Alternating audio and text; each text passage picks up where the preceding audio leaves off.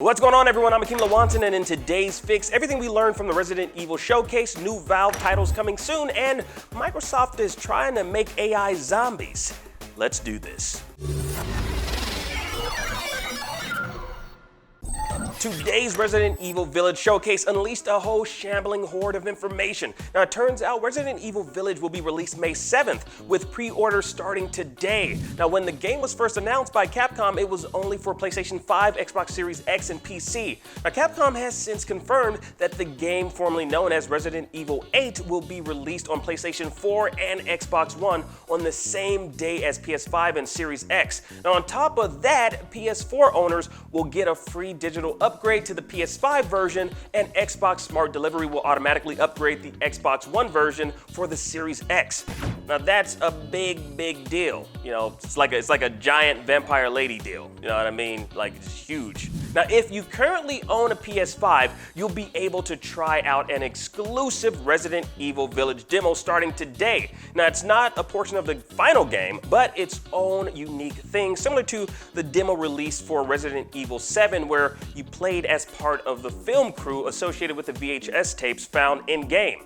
Producer Pete Fabiano says the demo doesn't have combat, but it's likely that the demo events will relate to the full game in some way, like the Resident Evil 7's prologue beginning hour. Now, there will be gameplay demo for other consoles coming at a later date though, so you'll still be able to make zombie pudding before release.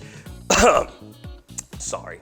Earlier today, thanks to a leak on Humble Bundle, we learned about a new multiplayer mode for Village called Reverse. Now, Capcom producer Tsuyoshi Kanda confirmed it's actually a special multiplayer game called Resident Evil Reverse that will be available free to anyone who buys Resident Evil Village. In Reverse, up to 4 players will be able to play as iconic characters like Chris Redfield, Jill Valentine, Leon S. Kennedy, and Best Girl Claire Redfield. Now, the full roster hasn't been revealed just yet, but enemies like Nemesis and Resident Evil 7's Jack Barker will also be available.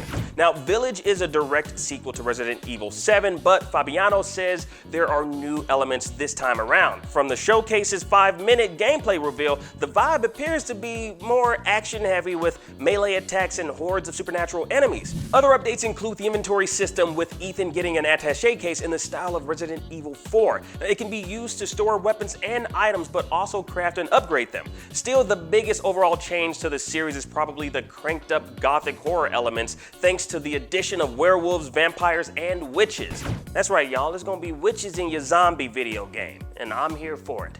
Yeah. Well, in other news, Valve boss Gabe Newell announced that the studio has multiple games in development. Now, Newell told One News in New Zealand that they'll be announcing several new titles. Now, after a history of developing and canceling games like the open world Left 4 Dead 3 and several versions of Half-Life 3, this is a positive shift. Now, Newell had plenty to say about Half-Life Alyx and how good it felt to get back to single-player games. Alyx was announced in November of 2019 and then suddenly released 4 months later, so it's not totally unlikely that we might be hearing about these new Valve titles a lot sooner than expected. Now, we gave Half-Life Alyx a perfect 10, which is a masterpiece in our eyes, so I'm pretty excited to see what Valve has brewing over there.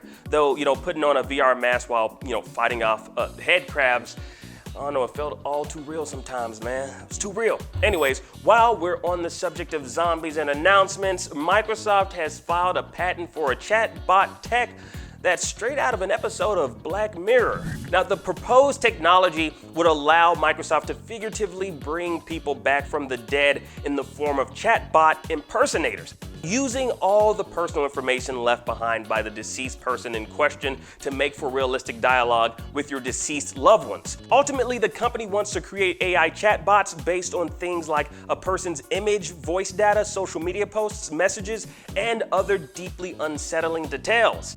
Of course, this is all based on the person's internet footprint, so it would be more closely approximate to the person's online persona than their intimate selves. Now, Microsoft even suggests that it could create a 2D or 3D model of the person, face, voice, and all. It's gonna create all of that. Now, other than the sci-fi necromancy implications, Microsoft also said the tech could be used to create chatbots based on the internet versions of past or present celebrities, fictional characters, historical figures, or even the worst versions of yourself, because, you know, the internet is where we kind of like cultivate, you know, the worst parts of each of us. Yeah, don't search. And that about does it for your daily fix. I'm Akeem Lawanson. Now that you're all caught up on the news, check out our latest episode of Review Crew, where we break down Cyberpunk 2077 reviews and talk about the game now that we've had it for a month. 1 month, just a month. Download the IGN app on all your mobile devices. Subscribe to the Daily Fix on Snapchat. And for all things everything else, IGN.com.